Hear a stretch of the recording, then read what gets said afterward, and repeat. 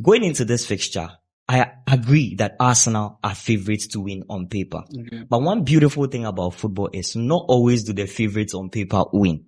In as much as I think Arsenal is good on paper, I don't see Arsenal winning the Carabao Cup.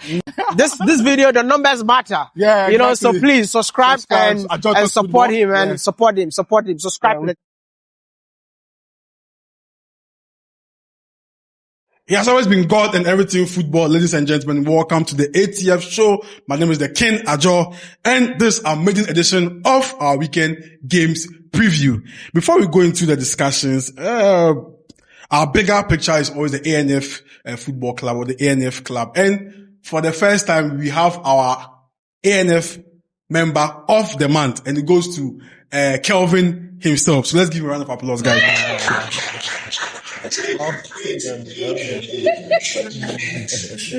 Yes. So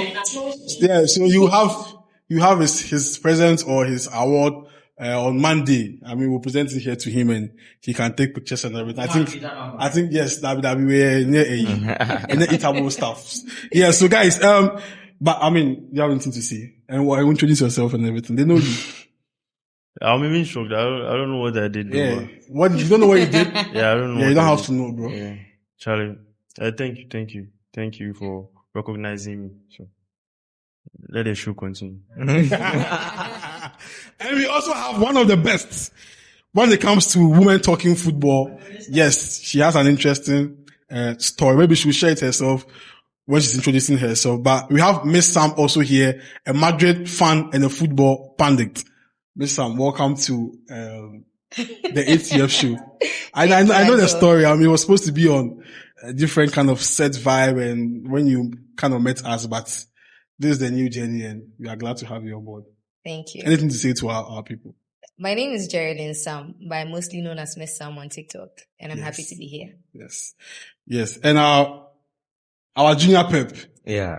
The man himself. Charlie, you're doing an amazing job. Charlie, thank you. Keep cooking. Oh, yeah. People like your stuff. So let's cook. But guys, let's move straight to the Carabao Cup final. And I've been asking Arsenal fans, during last week. Let me start with you, Jesse. Can they do the quadruple? For me, I said no. But they can do the double. Their fans seem to have that confidence that they can win more than a single trophy this season because they deserve it because they've been in the trenches for a long time. What do you make of Arsenal winning? Probably a treble. Was it possible?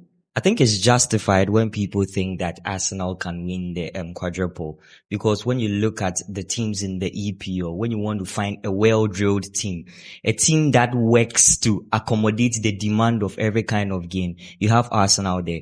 Arsenal is a side that when it comes to possessive football, they can play that. When it comes to being pragmatic also, they can play that. I mean, they have all the arsenals to be able to fit in any kind of system. So it is justified that Arsenal and fans of Arsenal are projecting Arsenal as favourite to win the quadruple. Okay. But then I think there's one thing very beautiful about football that we need to get to identify. Going into this fixture, I agree that Arsenal are favourites to win on paper. Mm-hmm. But one beautiful thing about football is not always do the favourites on paper win. Mm-hmm. And I always use one good argument in buttressing this point. Greece against Portugal in 2004 Euros. Mm-hmm. A big disparity in terms of quality. But who came winning? At the end of the day, it was Greece. In as much as I think Arsenal is good on paper, I don't see Arsenal winning the Carabao Cup. And I'll tell you why. Wow. I believe that the football gods always find a way to put a perfect script in football. Mm. You remember Pep Guardiola's first trophy in English football? It happened in 2018. It was the Carabao Cup against Arsenal at Wembley. They beat Arsenal again in the Carabao Cup also. I think somewhere in the quarterfinals or the semi-final. So when we talk about pedigree in terms of the Carabao Cup, no other team has that pedigree than Manchester City. That is if we want to put Liverpool aside, because Liverpool has the highest number of trophies so far as the Carabao is concerned. Okay. When we are talking about coaches that also have pedigree so far as the Carabao is concerned too, no coach in the English Premier League rub shoulders with Pep Guardiola as it stands currently. Right. I'll kind of cut you there. Miss Sam, you guys have dismantled this Man City team. Do you agree with what he's saying that they are favourites to win the Carabao? As their favourites, I don't think so. I think Arsenal are favourites going into the Carabao. especially after the game they had against Leverkusen while City got dismantled. And, this Arsenal side is the solid defensive side in Europe. I'm not sure, but maybe in the EPL. Yeah. Going in here, I don't think City are the favorites. I think Arsenal instead is the favorites going into this Arsenal. game. Okay. Yeah. I'll get back to you. But Kelvin, let's delve into some tactics here. Where is Arsenal winning this game and how can they exploit this City team? Looking at what they've been doing in recent times, tactically, they will move back to Mr. Okay, so I just want to make it quick. Comparing Manchester City's game against Real Madrid, the first leg and then the second leg, Pep Guardiola caused them the first leg. Because there was the first goal Valverde scored, right? He instructed Magui to jump up to press Brahim Diaz. And he instructed Luis, the left back, to stay with Valverde. So when that jump was made, there was a gap behind Magui. The ball was played over there. Valverde is obviously faster than Rico Lewis, the left back, moving in that diagonal space. So you can confidently say Pep Guardiola caused them in that game. And there was also a problem of playing pocket players instead of playing runners. In the game against Madrid, the new Real Madrid was going to sit deep. Pep Guardiola played runners. The second leg, he decided to play players that can play in the pocket spaces. It still did not work because Bernardo Silva had a red card. I think he would have gone on to win that game had Bernardo stayed on the pitch. Okay. So it comes with Arsenal. Arsenal is one of the most defensively resolute teams I've seen in the last 5 years or in the last 10 years, I would say. Because you don't know how to stop them. If they don't score a goal, trust me, for you to score them, you have to do some extraordinary stuff. Pep Guardiola has to resolve to doing what Brentford did against them. He has to do what Wolves did against them. But if you want to play the way Pep Guardiola wants to play, possessive football, interpret the spaces, it will not work for you against Arsenal. You have to admit it. Because Arteta now understands it. He's a student of Pep Guardiola. He says football is time and space relationship. So if I protect my space, where will you get to score? You will not get it. That's what Mikel Arteta has been using against all these Premier League managers. So tactically, what Pep Guardiola can do to get the better of Arsenal is that I think you have to play players like Semenyo in the game. You have to. Where does he play? Because so we've Semenyo, seen him in central areas in recent times for this coach. Well, he will get, if he plays Semenyo, he'll get the better of the left back who is Calafiori. Okay. Calafiori wants to move inside, right? But when you put Semenyo, whose favorite position is the right wing position, he will always come at the defender. Do not play Semenyo as a middle player. The guy is not good. When you even look not good with central areas. If you say it's not good, then it's not good. Oh, no, that's not what I'm trying to say. Yeah, I'm talking about qualities here. Okay. When you even look at the bookmakers like Sporty, you look at Footmob and all those things, they usually categorize players, their strengths and their weaknesses. Semenyo's weakness is ball control. You don't put a player who has weak ball control in the middle of the pitch. That's the most important part of the pitch. So why would you put him there? Put him as a right winger where he can get the 1v1 that he always desires. 1v1, he'll get the better of the defender and then he makes a pass or tries to shoot. So putting him over there will also limit Calafiori's freedom a bit. He will not be able to move up the field. We'll push him over there. Then the central side, that's where you put Ryan Cherki, not on the flanks. Okay. Put Ryan Cherki in the middle. Yeah. He will take on players. He will create the space for himself. Stop profiling players. Yes. There's a thing that Pep Guardiola is failing to ignore. You see, modern coaches, right? They are adopting the 1v1 marking in defense. Pep Guardiola is the only coach that's not doing that. Even Liverpool, who are losing games, are doing that. Arsenal use the 1v1 marking.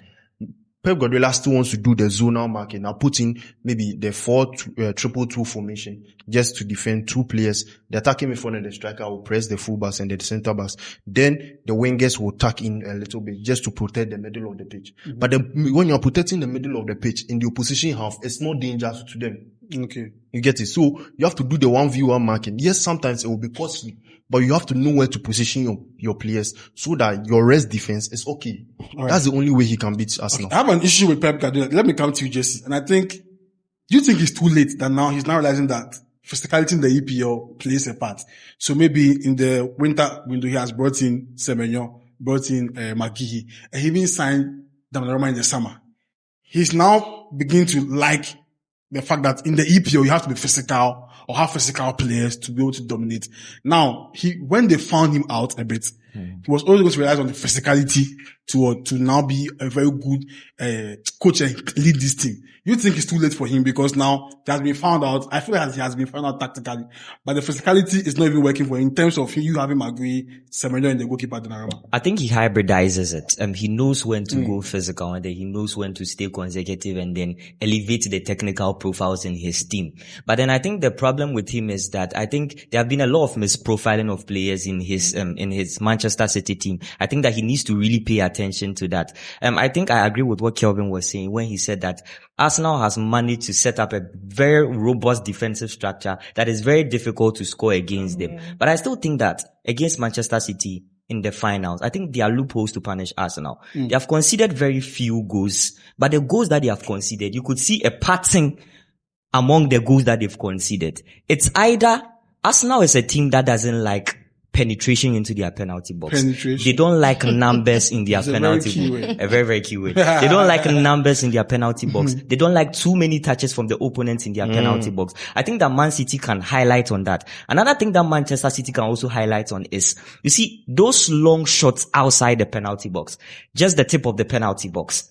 I think that it causes a lot of harm to Arsenal. We can go to Manchester United against Arsenal, Inter Milan against Arsenal. A lot of matches this season, Arsenal have conceded from that. I think one other thing that people have not realized about this Arsenal is that in as much as they understand what it is to build up from the back, they are not so good with that.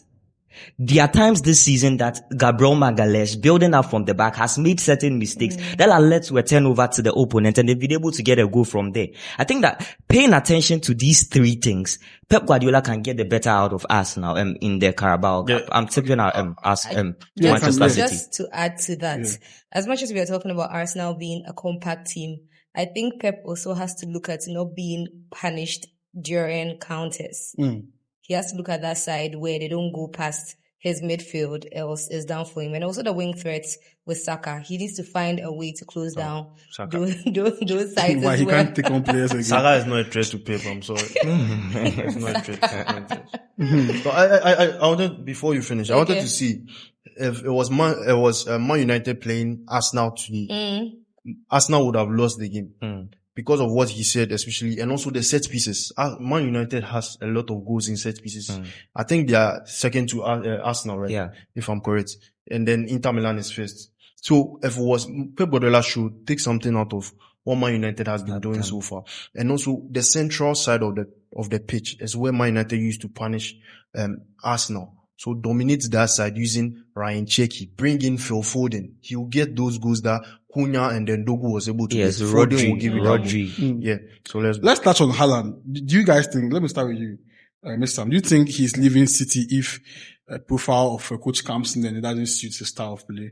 Let's say like a Maresca comes in. Sure. Is he a Maresca kind of a number 9? So are we looking at a surprise move for Haaland in coming summers because maybe he feels like his time at City is done?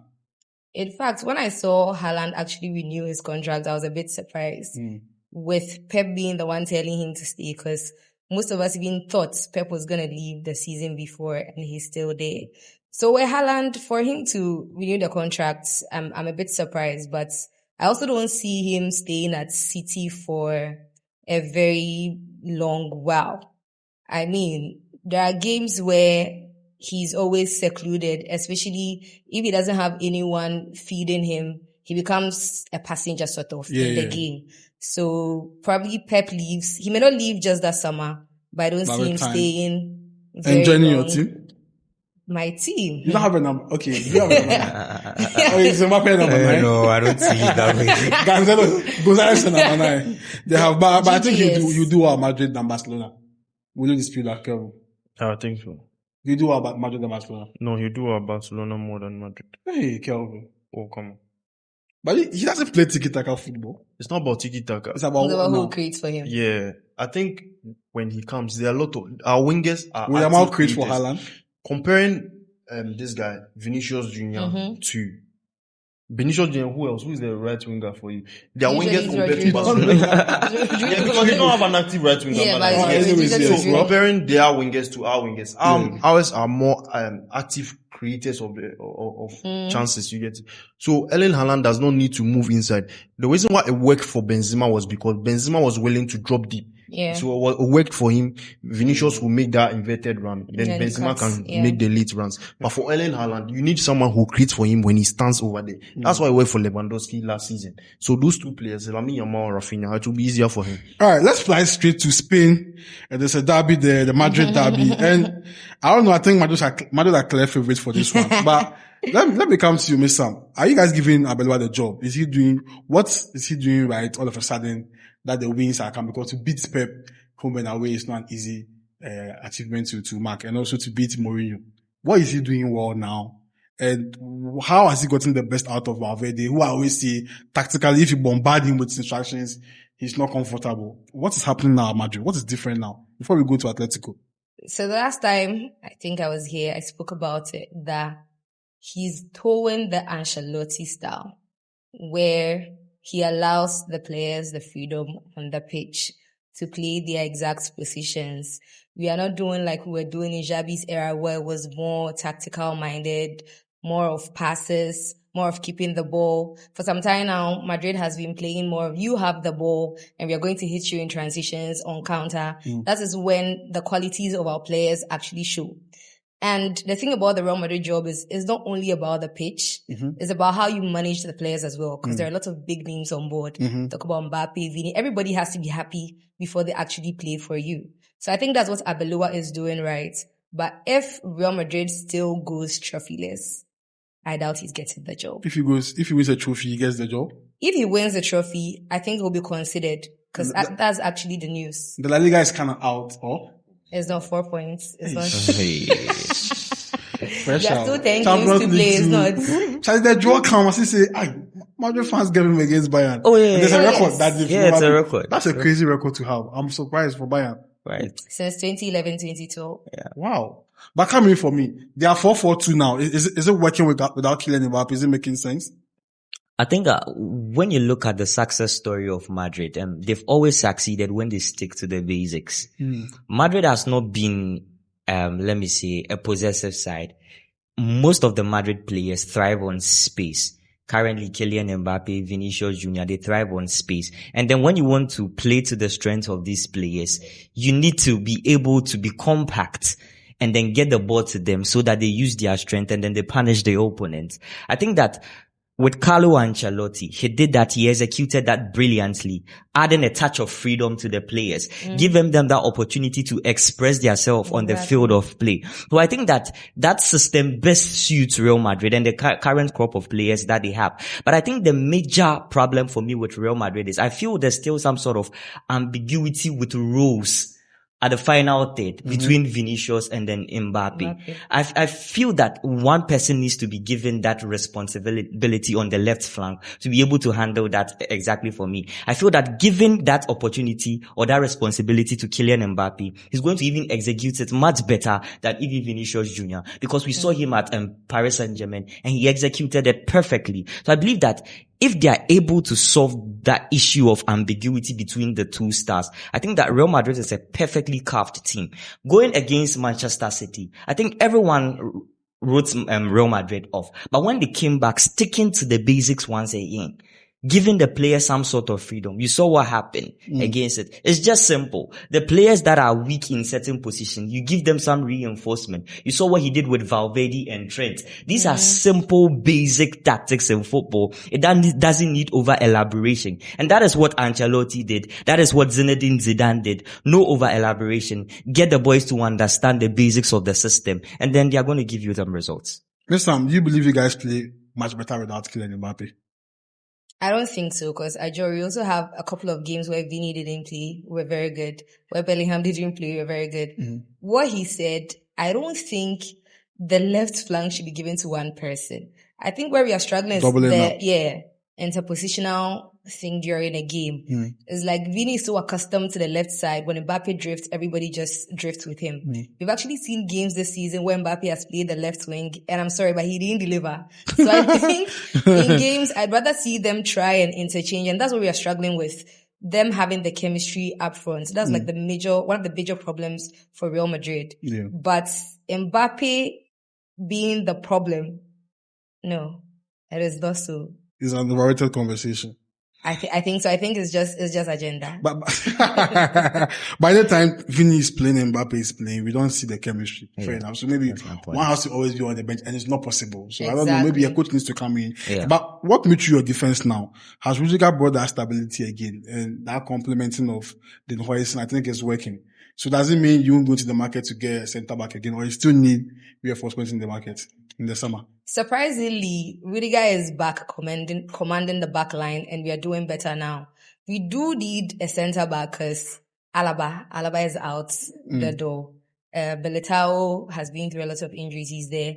There's Asensio and there's Steenhausen.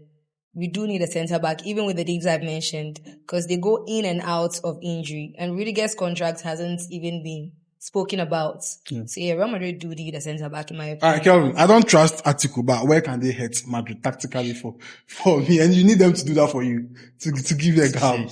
Yeah, but I don't trust like Atiku. They have some very good materials, yeah. I was watching the game against Spence. They have some. Baina was on the bench. He came in like, the second half, 5 minutes to go. Incredible quality. I don't know what, with Simeone, I've always had an issue with him. Simeone, I think he chooses his games. You feel like? Against Barcelona, right? Before that, they played Real Madrid. I did not see any pass through the middle. I did not see any pass getting a winger on the left flank where maybe Ademola Lookman will try and take on a fullback. It was never so. They were always playing crosses to the player in the box. And the player are playing the crosses too. I'm even taller than the guy. Julian Alvarez. You are playing crosses to Julian Alvarez and you expect goals against Real Madrid. So I don't know the kind of Simeone that will turn up for the Madrid game. Is it going to be the crosses Simeone, or is it going to be the Simeone against Barcelona first leg where we just give them benefit of the doubt? So yes, Ademola Lookman might start this game and it will be a different dynamic. But I've heard him also say that Ademola Lookman has to defend. You have Ademola Lookman, who is getting you the goals. You want him to come and defend the game. You can't do both. You get it? So he has to choose one. Maybe you play him in the first half. If he doesn't get the goals, you drop in and bring in someone who will defend, and then you do your crosses. Okay. Real Madrid, advantage Real Madrid. 2 goals for Real Madrid. Prediction for you? I think Real Madrid has this for me. Although Atletico Madrid is going to get a goal, but I think Real Madrid takes it for me at the end of the day. Okay, let's come back to England and quick touches on Chelsea, Liverpool, and United, because their fans are also listening to us, so that we can probably wrap up. Chelsea needs a win, quick one, at the Dickinson Stadium for Everton, but they are in trouble. If Chelsea don't win this game, like all hell will break loose, because I mean top 4, top 5 is not a reach for them now. What do you think they have to do? I thought you were world champions. They are world champions and they are not champions. What do you do? For me, I'm on a break. I'm on a commercial break. I mean, I've explained on Sporty everywhere that with how things are going, our team is in trouble. I don't think they will care about the club. There's a whole lot. We can spend 1 hour on Chelsea. Maybe we'll do that next time when they lose again. But what do you think they have to do? There's no more Chaluba is injured. Partnering with Lickman Fofana. Do you know one thing that is beautiful? I think Mr. Reservoir doesn't have enough in his knowledge reservoir to be able to get Chelsea. I don't believe you. Yeah. You might have the knowledge, but this is the Chelsea pressure job. Exactly. I feel against Everton is going to be very difficult. One thing that a lot of people haven't realized is, since it's been a long time since Chelsea was able to get 6 points against Everton in a season. It's very difficult for Chelsea. So I think that one alone should be a motivation for them. Their former stadium. Exactly. And they are unfortunate too. They are playing against an Everton team that are very good this season. But one thing about Everton this season that I believe Chelsea can capitalize on is that they have an excellent away record, a very good one. But when they are playing at home, they get jittery. The last time they won at home, it was against Burnley. But prior to that, it was a very rough run for them. I believe that Chelsea can capitalize on it. This fixture is about who wants the results more. I think the pressure on Maresca is, on Liam Rosinia is mounting day in and day out. And then he needs this time as a redemption for himself. He needs to redeem himself. But one thing I'm also looking at is that what separates top coaches from average coaches is how they maneuver their way out of pressure. At this point in time, there are backlashes. Is he going to stick to the system that everyone is talking about? Or is he going to sit down and cover the system that is going to favor the Chelsea player? Or the AI will give him first lesson. Maybe you can say that. Yeah, we are being coached by AI. So Exactly. But I think Chelsea fans just give up. I think that he needs to work on the telepathy of the center backs. I think that is the major that thing at the for beginning me. when he came on. He wants to build up from the back. like But then that. if you really want to build up from the back, that telepathy between the center backs needs to be there. I want to welcome Liverpool fans to the ANF show. Yeah, because I don't think I have spoken about them yet on set in regards to Pandit or full Pandit. But how special is Szoboszlai to you guys? He's a player that I really rate. I like his hard work and everything. Let's touch on him to end the show. For United, they are playing today. We'll give them a special review tomorrow. But quick one on Szoboszlai. So if you're a big fan of Bundesliga, you would have seen what Szoboszlai was doing for Leipzig before he came to Liverpool. Szoboszlai was always that guy. There was this guy, I can't remember his name. He's called Novoa or something. Novoa. Yes, he was playing with Szoboszlai at Leipzig. Those guys were tormenting defenders. So Szoboszlai, he also came from Salzburg. So like the Erling Haaland route. He came from Salzburg to RB Leipzig. Yeah. He was playing as a number 10 in that Leipzig system. They had to take a bank loan to buy him. I remember that. Yeah, so he has always been that special. And his confidence is the thing. Szoboszlai was the one who confidently said he knows how to play free kick better than Lionel Messi. He said that? Yeah, he did. Yeah. Oh, wow. He did. He did. Well, it's not true though, but I admire his confidence. Yeah. The knuckleball, I think he's an expert of the knuckleball. Yeah, He knows how to really do the Yeah, knuckleball. striking his ability. confidence is Excellent. through the roof. The guy, captain for Hungary for how many years now? Since he was a teenager, he's been captain for them up until this point. They had William Orban, they had Peter Gulashi, and this guy is the captain. The guy is very good. Valverde, Valverde, Szoboszlai. Szoboszlai. Short power. They should go and watch that video. I already said. Remind them, man. Or Szoboszlai. What about you, Mr.? Valverde. Hey, yeah, the marriages. What am I being asked? What about you? Already. Alright, guys. But Ajo, I want a little bite on the Liverpool.